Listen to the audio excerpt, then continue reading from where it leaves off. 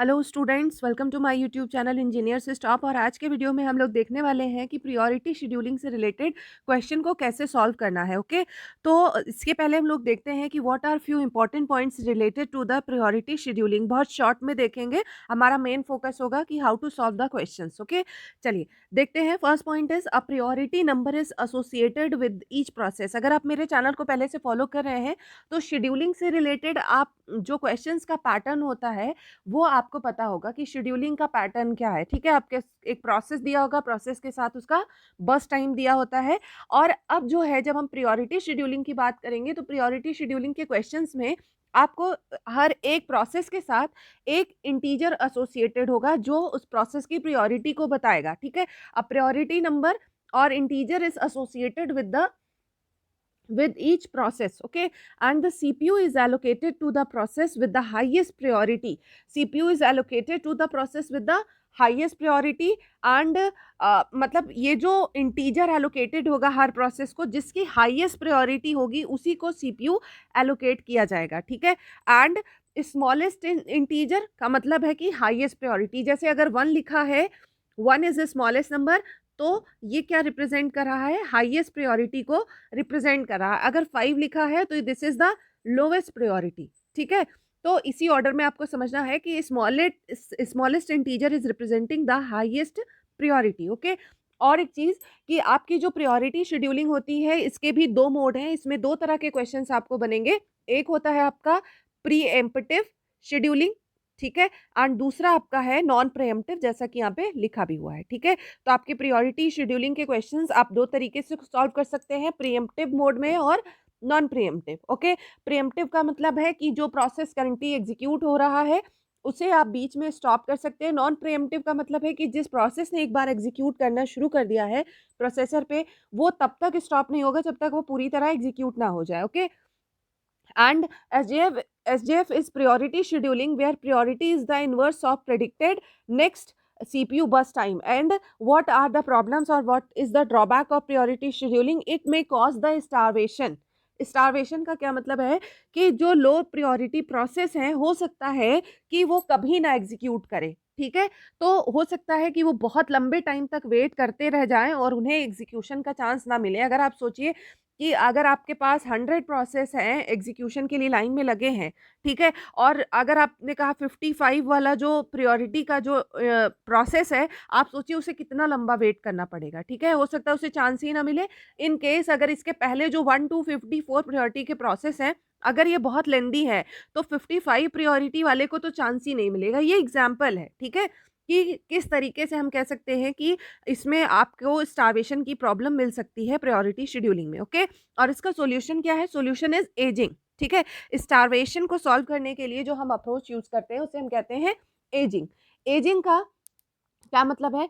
As time time progresses increase the priority of the process. जैसे जैसे अगर कोई प्रोसेस वेट कर रहा है बहुत देर से अपना नंबर आने का, तो टाइम बीतने के साथ ही आप क्या करेंगे, जो प्रोसेस है उसकी आप प्रायोरिटी को बढ़ाते जाएंगे। ठीक है, इसी को हम क्या कहते हैं? Ageing. And this is the solution of the starvation problem which occurs in the priority scheduling. Okay, अब देखिए एक एग्जाम्पल देखते हैं।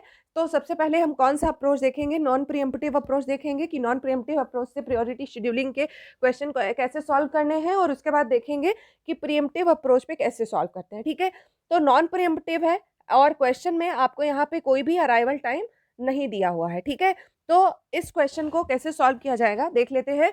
अराइवल टाइम नहीं है, इसका मतलब हम सबका अराइवल टाइम सेम मान के चलेंगे। चाहे आप सबका अराइवल टाइम और 0 मान लीजिए, चाहे सबका अराइवल टाइम 1 मान लीजिए, डजेंट मैटर।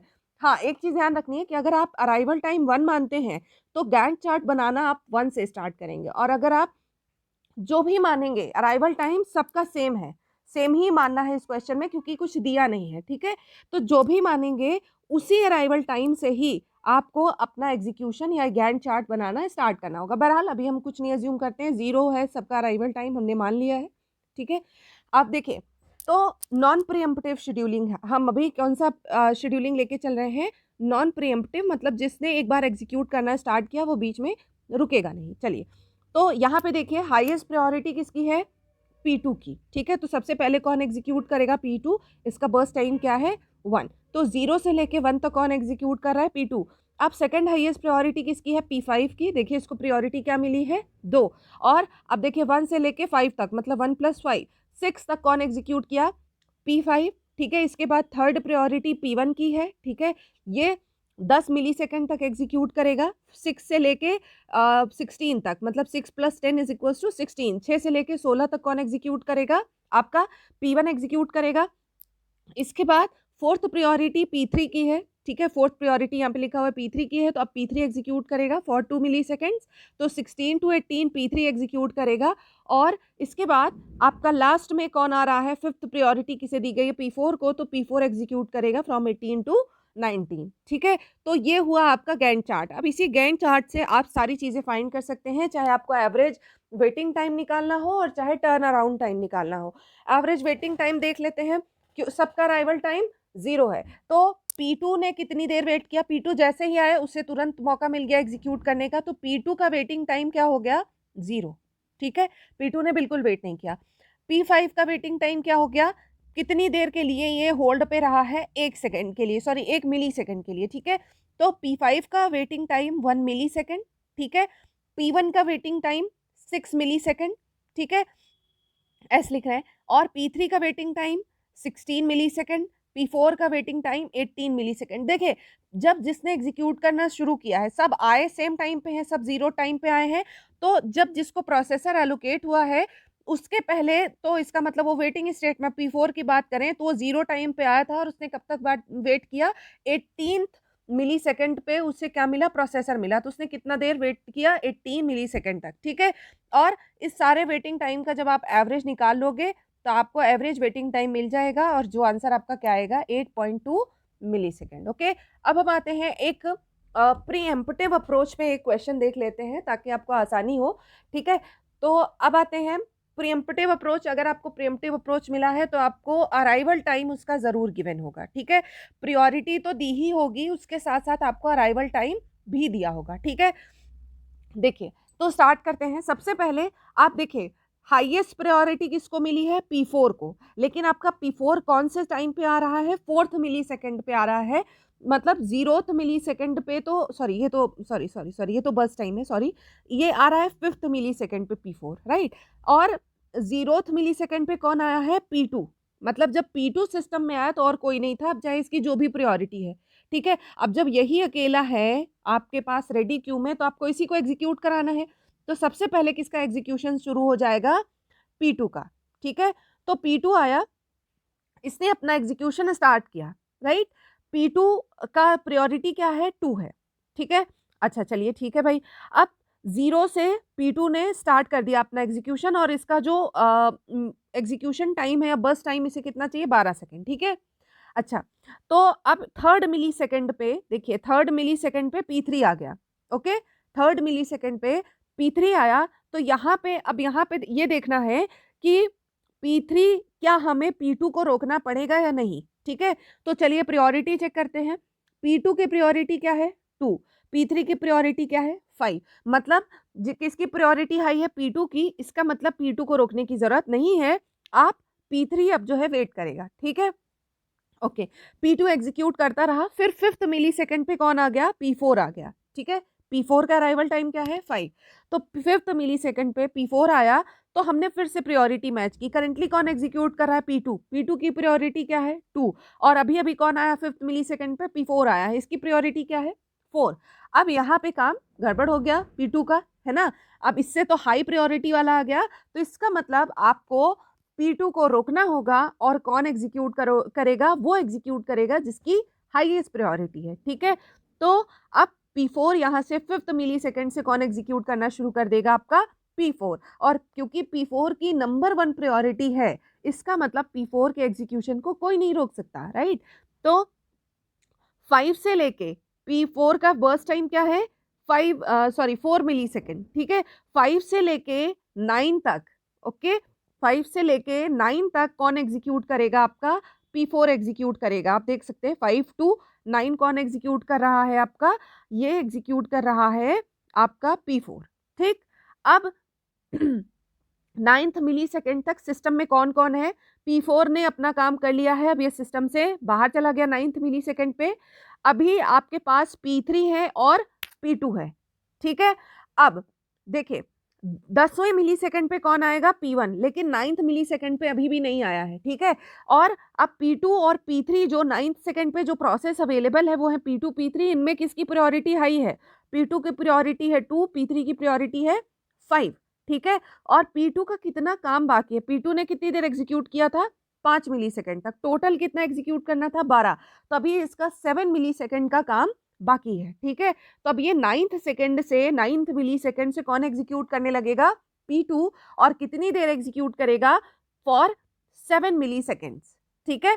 तो आपका P2 अब आ गया एग्जीक्यूट होने, और ये 16th मिली सेकेंड तक कौन एग्जीक्यूट कर रहा है, आपका P2 एग्जीक्यूट कर रहा है, ठीक है। और इस दौरान आपका P1 भी आ चुका है 10वें मिली सेकेंड पे, P5 भी आ चुका है 12वें सेकेंड पे। हमने इसको नहीं रोका क्योंकि जो हाईएस्ट प्रायोरिटी था वो सिस्टम से जा चुका है, मतलब 1 ने अपना काम पूरा कर लिया है, ठीक है। सेकंड हाईएस्ट प्रायोरिटी है जो वो एग्जीक्यूट कर रहा था, इसका मतलब जो भी आएगा अगर आप उससे प्रायोरिटी मैच कराएंगे तब भी आपके प्रोसेस को रोकने की जरूरत नहीं है। चलिए 16th मिली सेकेंड पे आपका P2 ने भी एग्जीक्यूट कर लिया। अब आपके पास सिस्टम में कौन कौन बचा है, बचा है P3, ठीक है, P4 हो चुका है, P3, P1 एंड P5, ये 3 बाकी हैं। अब इनमें हमें देखना है किसकी हाईएस्ट प्रायोरिटी है, ठीक है। तो हाईएस्ट प्रायोरिटी मिल रही है किसको, P5 को। तो 16th मिली सेकेंड पे कौन एग्जीक्यूट करना शुरू करेगा, P5, और इसे कितनी देर का समय चाहिए, 6 मिली सेकेंड का, ठीक है। तो 16 से लेके 22 तक कौन एग्जीक्यूट करेगा, P5 एग्जीक्यूट करेगा। उसके बाद P5 के बाद अगली प्रायोरिटी किसे मिलेगी, P3 की प्रायोरिटी 5 है, P1 की प्रायोरिटी 4 है, तो ऑब्वियसली हम P1 को चांस देंगे। अब आपका P1 एग्जीक्यूट करेगा और इसको कितना बस टाइम चाहिए, 10, तो 22 से लेके 32 तक आपका P1 एग्जीक्यूट करेगा, ठीक है। अब लास्ट में बचा कौन है, आखिरी जिसकी लीस्ट प्रायोरिटी जिसे असाइंड है, दैट इज P3। तो सबसे लास्ट में P3 को मौका मिलेगा और P3 आपका एग्जीक्यूट करेगा 32 से लेके 80 तक, मतलब 32 प्लस 8 है ना, ये इसका बस टाइम था, इसीलिए हमने इतना देर इसे एग्जीक्यूट करा है, ठीक है। तो अब आपका गैंट चार्ट रेडी है। देखिए कंसेप्ट क्या है कि पहली चीज, अगर ये प्रीएम्प्टिव है, ठीक है, तो जो पहले आया, अगर सिस्टम में कोई अकेला ही है तो उसे तो चांस मिलेगा ही, ठीक। अगर वो एग्जीक्यूट कर रहा था, जैसे ये देखो P2 एग्जीक्यूट कर रहा था, और उसके बाद अगर कोई उससे हाई प्रायोरिटी का आ जाता है प्रोसेस, ठीक है, तो जो लो प्रायोरिटी का प्रोसेस है उसके एग्जीक्यूशन को बीच में स्टॉप कर दिया जाएगा और हाई प्रायोरिटी वाले को हम एग्जीक्यूट करने लगेंगे। जैसे P2 हमारा सेकंड प्रायोरिटी का था, P4 फर्स्ट प्रायोरिटी का आया, तो हमने इसके एग्जीक्यूशन को रोक दिया और P4 को एग्जीक्यूट करने लगे। और उसके पहले देखो जब P2 एग्जीक्यूट कर रहा था, 3rd मिली सेकेंड पे P3 भी आया था, लेकिन हमने प्रोसेस को स्टॉप तब नहीं किया। क्यों? क्योंकि जो P2 की प्रायोरिटी थी वो 2 थी और P3 की प्रायोरिटी क्या थी, 5, ठीक है। तो P2 की प्रायोरिटी क्या थी, हायर थी दैन P3, ठीक है, इस वजह से हम नहीं रुके, ठीक है। तो ये आपका ओवरऑल प्रोसीजर है। अब हम देख लेते हैं what is waiting time for P1। P1 ने कितना देर वेट किया है, देखिए P1 को प्रोसेसर मिला है 22वें सेकंड पे, ठीक है, और इसका अराइवल टाइम क्या है, ये सिस्टम में आया है 10वें सेकंड पे, तो इसका वेटिंग टाइम 22 माइनस 10 मतलब 12 मिली सेकेंड, ठीक। P2 आपका सिस्टम में कब आया है, P2 का अराइवल टाइम 0 है, ठीक है, और इसको प्रोसेसर मिला कब है, दूसरी बार वाला देखिए, पहले दूसरी बार इसे कब मिला है, 9th सेकंड पे, और ये इसके पहले एग्जीक्यूट कब तक किया था, ये है वो 5 सेकंड तक ये एग्जीक्यूट किया था, ठीक है। तो 9 माइनस 5 हो जाएगा आपका 4 मिली सेकेंड। P3 के लिए देखिए, P3 को प्रोसेसर कब मिला पहली बार, 32वें सेकंड पे, या सिस्टम में आया कब, 12वें सेकंड पे, तो 32 माइनस 12 P3 के लिए, सॉरी P3 का, सॉरी ऊपर नीचे हो गया, तो 32वें सेकंड पे इसको प्रोसेसर अलॉट हुआ है और ये आया था 3rd सेकंड पे, तो इसका हो जाएगा 32 minus 3 that is 29 millisecond, ठीक है। अब P4 का देख लेते हैं। P4 आपका सिस्टम में 5th मिली सेकेंड पे आया है और उसे तुरंत ही आपने प्रोसेसर एलोकेट कर दिया, मतलब इसका वेटिंग टाइम हो गया 0। और P5 आपका, P5 को कब मिला प्रोसेसर, 16th मिली सेकेंड पे, और ये सिस्टम में आया कब है, 12th मिली सेकेंड पे, तो 16 minus 12 is equal to 4 millisecond. और इसके बाद हम इसका एवरेज निकालेंगे, तो average sum of all waiting times upon number of process, okay, तो 49/5 दैट इज 9.8 मिली सेकेंड, ठीक है। तो ये आपके दोनों अप्रोच हो गए, ये एग्जाम्पल आपका हो गया प्रीएम्प्टिव का और ये एग्जाम्पल हो गया आपका नॉन प्रीएम्प्टिव का। तो अगर आपको वीडियो में कोई डाउट है, आपको इस क्वेश्चन में कोई प्रॉब्लम है तो आप मुझसे कमेंट करके क्वेश्चन पूछ सकते हैं, मैं ज़रूर आपकी हेल्प करूँगी। और अगर आपको वीडियो पसंद आया हो तो आप मेरे चैनल को शेयर करना मत भूलिएगा, इसे ज़रूर सब्सक्राइब करिएगा और फर्दर वीडियोज़ के नोटिफ़िकेशन मिलते रहें, इसके लिए आप बेल आइकन को ज़रूर प्रेस कीजिएगा। एक और इन्फॉर्मेशन कि अगर आपको मुझसे कुछ क्वेश्चन पूछना है या आपको लेक्चर से रिलेटेड नोट्स वगैरह चाहिए तो मेरा टेलीग्राम पे ग्रुप एक चैनल बना हुआ है इंजीनियर्स स्टॉप नाम से, आप वहाँ पे वो चैनल जॉइन कर सकते हैं। उसके बाद आपको जितने भी लेक्चर्स हैं ओएस से रिलेटेड या सीओए से रिलेटेड या जो भी मेरे वीडियोस हैं उससे रिलेटेड सारे कंटेंट आपको वहाँ पे अवेलेबल हो जाएंगे। तो आज के लिए इतना ही। Thank you for watching. Thank you guys. Stay home, stay safe. बाहर बहुत ज़रूरत हो तभी निकलिए, खुद भी सुरक्षित रहिए और अपनी फैमिली को भी प्रोटेक्ट करिए। Thank you guys. Thank you for watching. Bye bye, take care.